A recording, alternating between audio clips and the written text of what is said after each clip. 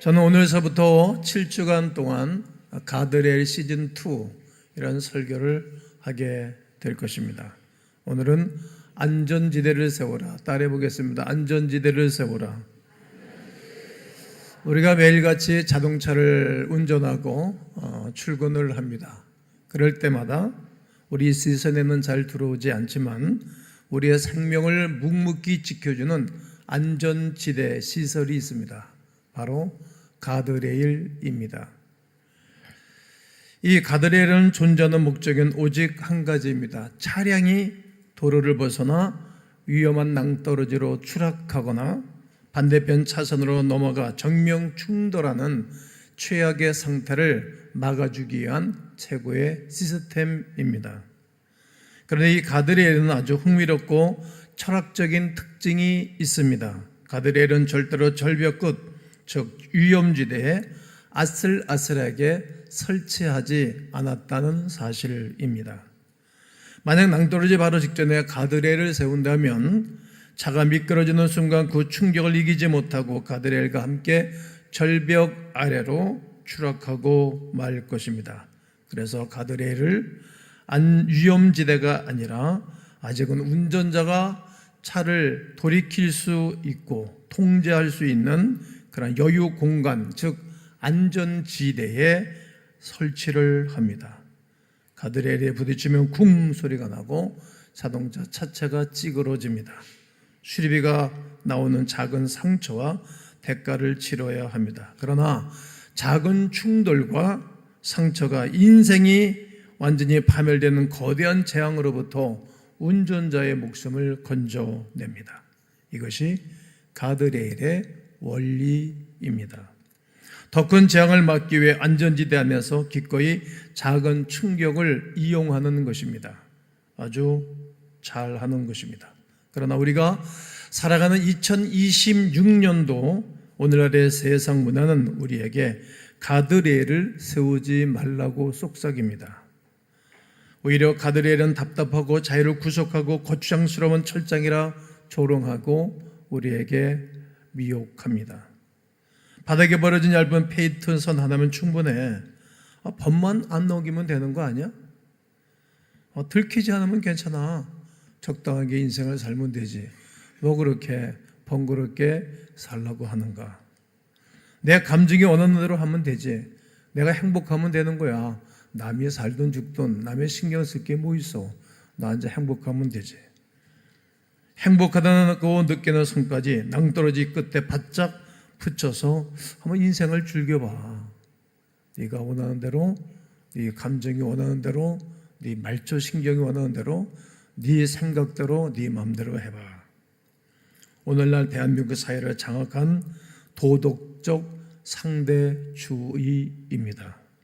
절대적인 진리를 없다며 내가 좋은 것이고 진리라고 말하고 가치관이 성도의 안방과 일터, 심지어 교회 안까지 깊숙이 파고들어와 우리를 불편하게 하고 얼굴을 찡그리게 하고 이거 뭔가는 잘못돼 가는데 이런 아픔을 놀이하게 합니다. 자와 우, 남자와 여자, 이 세대와 다음 세대, 극단적인 갈라치기와 갈등 속에서 사람들은 전부 다 자신이 믿고 싶은 알고리즘에 갇혀 타인을 향한 분노와 혐의를 키워냅니다. 너는 잘못됐고 나는 잘됐어. 너하고는 나하고는 상대적으로 달라. 함께 교제하거나 함께 있고 싶지 않아. 그리고 자기 멋대로 나아가는 것입니다. 이런 시대적 홍수 속에서 많은 그리스도인이 나는 선을 넘지 않을 수 있어 자기 통제력의 환상에 빠진 채 살아갑니다. 아무런 영적인 안정장치 없이 위험한 절벽 끝에서 아슬아슬하게 줄타기하는 것처럼 살아갑니다. 머리로는 신학적 지식은 가졌으나 삶을 바꾸는 생명력은 상실한 채 영적인 무기력 가운데 허덕이고 헤매고 살아갑니다. 이것이 바로 2026년 한국교회 성도들이 마주한 차가운 현실이라 생각합니다. 인생의 위기 순간에 도로바닥에 칠해진 페인트 선은 결코 미끄러지는 차를 막아주지 못합니다. 마찬가지로 이 정도는 죄가 아니야 스스로 위안 삼는 도덕적 타협에서는 영혼의 추락을 막아내지 못합니다. 사도 바울은 2000년 전에 오늘날 못지않게 도덕관념이 붕괴되고 성적 타락과 도덕적 타락 그리고 우상 숭배와 이 성적 문란이 상식처럼 통용하는 거대 도시 에베소서 성도들을 향해서 고민하며 이 편지를 써내려가고 있습니다. 어떻게 수많은 함정과 영적 낭떠러지 속에서 인생을 파멸시키지 않고 하나님의 백성답게 살아갈 수 있을까? 하나님의 백성답게 걸어갈 수 있을까? 온전한 하나님의 백성으로 살아낼 수 있을까? 많은 고민을 하였을 것입니다. 설교자의 고민도 이런 것 아닌가요? 목회자의 고민도 이런 것 아닌가요? 교회 담임하는 담임 목사의 아픔은 이런 것 아닌가요? 또 교단의 총회장으로 총회를 섬기면서 이런 고민과 갈등이 저의 많은 생각을 넘나듭니다. 이처럼 바울은 오늘 본문을 통해서 우리 삶의 안전지대 안에 반드시 매설해야 할 강력한 영적 가드레일의 원리를 선포하고 있습니다. 오늘 주신 말씀을 통해 우리 영적 주파수를 우리 하나님께 고정하는 귀한 시간 되시기를 주님의 이름으로 축복합니다. 지혜 없는 자가 아닌 지혜 있는 자같이 행하라. 읽으세요. 시작. 그렇습니다. 주의력의 가드레일입니다. 오늘 15절을 읽어드리겠습니다. 그러므로 너희가 어떻게 행할지를 자세히 주의하여 지혜 없는 자같이 하지 말고 오직 지혜 있는 자같이 하여. 바울은 너희가 어떻게 행할지를 주의를 기울이고 살아가라고 말합니다. 여기서 행할지에 해당하는 헬라어는 페리파테오라는 단어인데 의미는 걷는다 이런 뜻이에요. 따라해 보실까요? 걷는다. 우리가 걸을 때 막 걸어가지 않잖아요. 눈을 부릅뜨고 어디다가 발을 내디뎌야 하는지 어떻게 방향 시선을 잡아야 되는지 주의 깊게 걸어갈 것입니다. 인생이라는 길을 걸어갈 때 발걸음을 어떻게 걸어가야 되는 것입니까? 눈을 크게 떠야 되겠죠? 그리고 자세도 정자세를 해야 되겠죠? 자세히 주의하여 살피라는 말입니다. 마치 오염이 가득하게 깔려있는 그런 도로 위를, 마당 위를 걸어갈 때 조심해야 되겠죠. 이게 연상이 떠올랐어요. 어렸을 때 우리는 마당이 있는데 비가 오면 마당이 이렇게 흐물흐물해지잖아요. 장마철이 곧 돌아올 건데 그럼 닭들이 나와서 닭똥을 싸놓고 돼지도 나왔다고 싸놓고 개도 나와서 똥을 싸놔요. 그러면 이게 치우지가 못하니까 여기저기 똥이 있어요. 잘 보지 않고 그러면은 쓰레빠 신고 있으니까 쓰레빠에 툭툭이 똥이 떠올라가지고 똥 묻어요. 자세히 걷지 않으면 똥 묻는다고. 이렇게 한 발 한 발을 조심해서 걸어가야 하는 것입니다.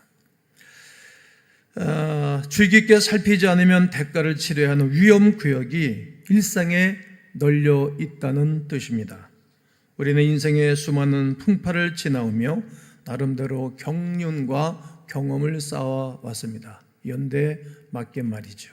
그러다 보니 내면 깊은 곳에 은밀한 영적 자만심이 자리 잡기 시작하였습니다. 내가 신앙생활 몇 년 했는 줄 알아? 그래도 내가 오늘까지 수없는 많은 일들을 겪었다고. 내가 직분이 뭔데 내가 그런 유치한 죄에 넘어가지 않아. 나 그렇게 만만하고 쉬운 사람이 아니야. 나는 그 선까지는 가도 언제든지 내가 브레이크를 쿡 밟고 탁 돌아설 수 있어.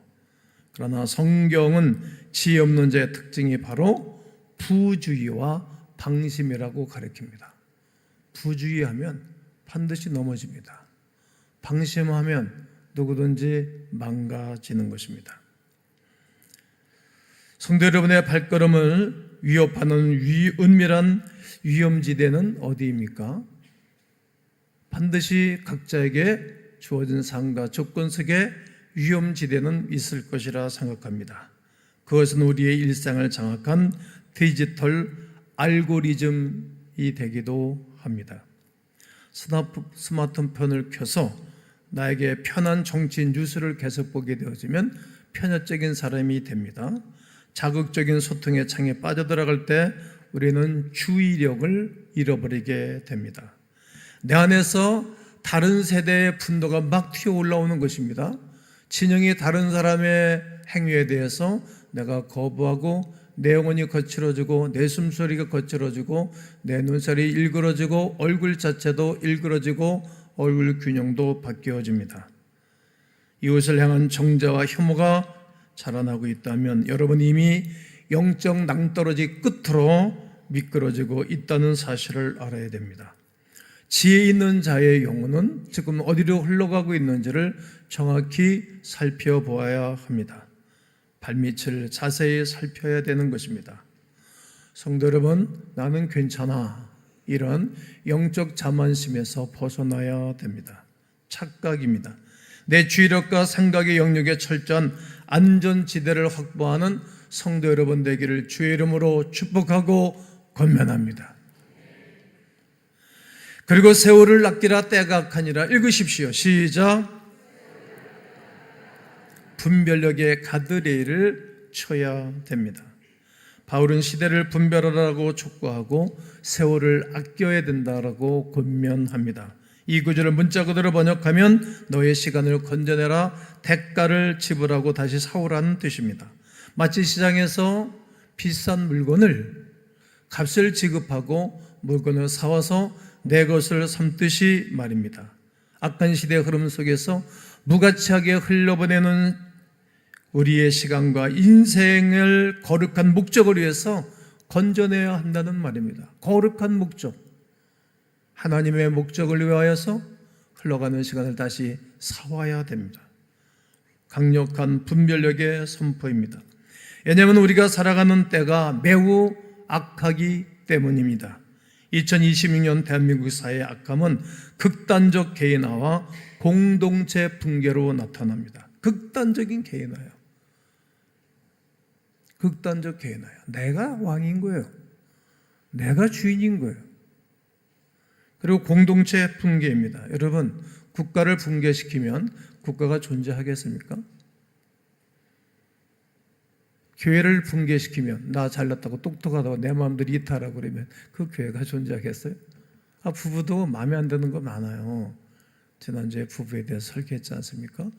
그 사단의 조롱에 넘어가서 그 가정 파탄나는 거예요. 힘들고 어려워도 붕괴에 가담으면 못 쓰는 거예요. 잠언서에서는 그렇게 말하지 않습니까? 담을 헐지 말아라. 담 헐다가 뱀에 물려서 죽는다. 담 속에 뱀이 있는 거예요. 헐으면 안 되는 거예요. 어떤 일이 있어도 공동체를 붕괴하는 것은 악한 것입니다. 개인주의가 팽배하다 보니까 여러분 결혼도 요즘은 늦게 하고 결혼 늦게 하고 난 다음에 애들도 안 나는 거예요. 3년, 5년, 10년. 그래서 애가 안 생기는 거예요. 여러분 애를 안 낳으면 국가 붕괴되는 거예요. 이게 귀신의 장년에 넘어가는 거예요. 3버 세대, 5버 세대. 왜 포기를 해요 글쎄? 애를 많이 낳으면 이 나라 잘 됩니다. 여성들이 아멘 해야 됩니다. 여성들이 극단적인 붕괴, 공동체 붕괴라는 거예요. 이렇게 계속 가게 되어지면 대학도 3분의 1이 문 닫아버리고 지방이 문 다 닫아버리는 거예요. 집값도 점점 하락하고 일본적 나지 않겠어요? 미래가 없는 거예요. 오늘에서부터 기도하세요. 하나인 가정들은 둘씩 더 낳고 둘씩 있는 사람은 셋 더 낳고 왜 아멘을 또 안 오고 아이고 좀 제발 부탁할게요. 그래야 나도 행복하지. 붕괴, 공동체 붕괴는 악한 거예요. 제가 미국을 공부를 많이 했어요. 영국도 공부해보고. 근데 미국이라는 나라는 아주 합리적인 나라예요. 거기는 이제 자기 나라에서 태어나서 해외를 한 번도 안 간 사람들이 3분의 2예요. 그리고 백인들은 애를 7명, 6명 낳은 집들이 많아요. 왜? 성경이 그러니까 창대하고 번성하라 그랬으니까. 그리고 아이들을 그렇게 귀하게 여기고 하나님의 영광을 위해서 자녀를 길러내는 것입니다. 그러니까 세계적인 나라가 되는 거예요. 그럼 미국에 유학 들어와 있는 아이들을 자기들이 용병을 삼는 거예요. 아주 죄송하지만 우리 아이도 좋은 대학을 나오고 대학원을 다녔는데 그냥 자기들은 돈 하나도 들이지 않고 유학비 다 받아가면서 그냥 시민권 줘가지고 인재들을 공짜 부려먹잖아요. 그런 전략을 우리나라도 가져야 됩니다. 반드시 가져야 됩니다. 바꿔줘야 됩니다. 이렇게 한국 사회의 악함은 두 가지예요. 극단적 개인화와 공동체 붕괴입니다. 최근 몇 년간 한국 교회는 수많은 스캔들과 침체로 신뢰가 바닥에 떨어졌습니다. 그 결과 많은 성도들이 피곤하게 생각하는 거예요. 사람들과 부딪히며 교회 공동체에 깊이 관여할 필요가 없다. 유튜브로 설교 영상을 찾아보고 나흘로 골방에서 신앙생활을 하면 돼. 이른바 구독형 크리스찬, 공동체가 없는 고립된 신앙을 트렌드라고 말하는 세대가 됐습니다. 세상 문화는 이를 합리적이고 효율적인 선택이라고 포장까지 해놓았습니다. 그러나 여러분 꼭 기억하십시오. 고립은 사탄이 우리를 삼키기 위해 사용하는 가장 전형적인 낭떠러지와 같은 것입니다. 혼자 서 있는 양은 사자에 쉬운 사냥이 되기 때문입니다. 사자의 밥이 되는 것입니다. 시대를 분별하는 가드레일이 필요합니다. 편하게 신앙생활하고 싶은 생각, 유혹, 사람에게 상처받아 숨어버리고 싶은 자아 앞에 멈춤의 가드레일을 치셔야 됩니다. 탁 멈추셔야 합니다. 나홀로 편하게 지내고 싶은 유혹이나 나 정도면 넉넉히 신앙을 유지할 수 있어, 이런 생각은 금물입니다. 내 인생의 시간을 세속의 흐름에서 건져내셔야 합니다. 상처가 있고 아픔이 있어도 성도의 교제가 있는 예배로 오셔야 됩니다. 그리고 소그룹에 오셔서 서로 하나님의 내재, 성령의 내재성, 하나님의 임재를 느끼며 서로 살아가야 합니다.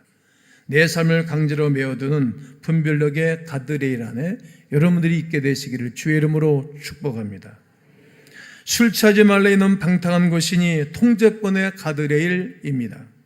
오늘 5장 18절 상반절을 읽겠습니다. 시작. 술 취하지 말라 이는 방탕한 것이니. 바울은 구체적인 술 예화를 들고 나오면서 설명하고 싶었습니다. 바울은 술을 마시지 않았던 사람입니다. 성경이 술 취함을 엄히 경고하는 본질적인 이유가 있습니다. 꼭 술을 드셔야 머리가 청명해지고 술을 드셔야 인간관계를 잘한다면 마셔도 지옥 가지는 않으니까 상관이 없다고 생각합니다. 그러나 술을 마시게 되어지면 통제권을 다른 사람에게, 다른 것에게 송두리째 넘겨주는 것입니다. 취함이라는 상태가 내 인생의 통제권과 주도권을 내가 아닌 다른 대상에게 통째로 넘겨버리는 비극을 낳는 것입니다. 성경은 그것을 방탕한 것이라고 정의해 줍니다. 방탕의 헬라어는 아소티아라는 단어인데 조절 기능을 상실하여 스스로 멈출 수 없는 통제력 상실의 상태, 이렇게 소개합니다. 오늘 이 시간 예배당에 앉아 계신 성도님들 중에 술의 곤돌의 만들에 대해서 자기 통제권을 잃은 분은 한 분도 없을 것이라 생각합니다. 우리 영혼을 혼미하게 만들고 마비시키는 합법적인 독주가 인생 전방에 가득한 세상입니다. 가장 대표적인 것이 무엇입니까? 노후불안입니다. 노후불안 때문에 많은 분들이 불안해합니다. 그러나 차곡차곡 준비하십시오. 많은 분들을 만나면 매우 불안해하는 분들이 계십니다. 그리고 기도하십시오. 그리고 자산 격체에서 밀려오는 경제적 불안입니다. 이제는 국가를 위해서도 기도할 때 나의 삶을, 내 노후를 책임져 주는 그런 나라 되도록 기도하셔야 됩니다. 미국은 가난한 사람도 밥 먹고 살 수 있도록 보장을 해주는 것입니다. 그것이 선진국이기 때문입니다. 또 경제적 불안과 투자 중독입니다. 포모 증후군입니다. 코인, 주식, 부동산에 영끌에서 뛰어들지 않으면 나만 벼락거지가 된다는 세상의 공포 마케팅에 취해 가상의 숫자를 바라보며 염려와 탐욕으로 밤을 지새우는 보컬한 성도들이 많습니다. 적당히 하셔야 합니다. 너무 큰 욕심을 내면 오히려 해가 되고 행복을 잃어버리기 때문입니다. 돈에 취하고 성공에 취하고 세상의 안락함에 취해 인생의 운전대를 탐욕에 넘겨버린 상태가 바로 바울이 경고하고 있는 술 취함의 상태라는 사실을 꼭 기억해 주시기 바랍니다. 이 욕구와 불안은 절대로 채워지지 않습니다. 채울수록 더 거대하게 자라납니다. 깊은 바다를 그 어떤 것 가지고 메꿀 수 없는 것처럼 인간의 욕심은 메꿀 수 없는 것입니다. 마침내 파멸, 가정, 파멸의 구덩이로 몰고 갑니다.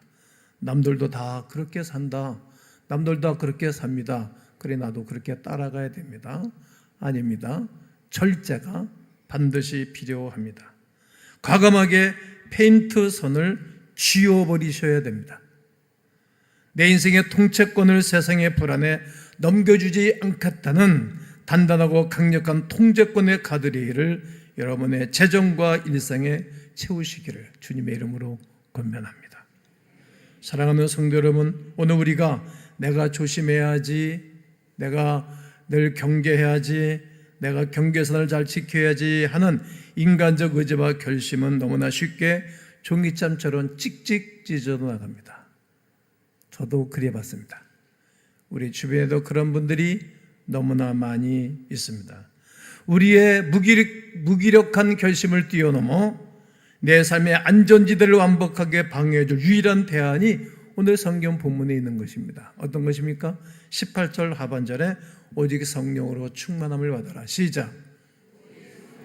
한 번 더. 그렇습니다. 성부, 성자, 성령 되신 성령 하나님이 내 심령에 채워질 때, 내 가정에 채워질 때, 나의 재정에 채워질 때에 우리를 안전하게 인도하시고 보호하시는 생명의 가드레일이 여러분과 저를 지켜주실 줄로 믿습니다. 양성들어 아멘. 할렐루야. 이를 위해 오늘 우리는 우리 백석교단이 전 세계와 한국교회의 가슴을 치며 선포하는 개혁주의 생명신학 7대 실천운동 중 하나인 신학회복운동으로 나아가야 합니다. 개혁주의 생명신학은 외칩니다. 신학은 학문이 아니다. 머리로만 분석하고 교리적으로만 달달이 오며 눈물과 삶의 순종을 잃어버린 차가운 신학자들은 도로 바닥에 그려진 얇은 페인트 선과도 같습니다. 그것은 아무런 생명력이 없어 영혼의 추락을 막아내지 못합니다. 예수 그리스도의 십자가 복음만이 지식의 상자를 거쳐 사변에 내어버린 이 시대의 영적 게으름을 하나님 앞에서 철저히 회개해야 합니다. 신학은 학문이 아니라 내 삶을 송두리 때 뒤흔들고 지배하는 예수 그리스도의 생명의 말씀입니다. 그 말씀이 나를 생명을 인도하고 내 영혼을 새롭게 하시는 것입니다. 성경의 지식을 아는 데서 멈추지 않는 것입니다. 그 말씀을 내 일생의 안전지대 구체적인 행동의 기준으로 세워내는 생명의 가드레일로 바꾸셔야 됩니다. 살리는 것은 영이니 육은 무익하기 때문입니다.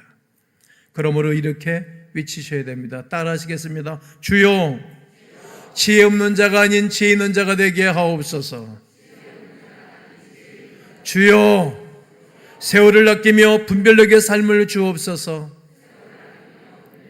주여, 방탕함을 멀리하고 통제권의 가드레일을 주옵소서. 살아있는 복음의 생명의 말씀으로 내 영혼이 살아나고 다른 사람이 살려내는 생명운동하는 거룩한 하나님의 백성들이 되시기를 주님의 이름으로 축원합니다. 축원합니다.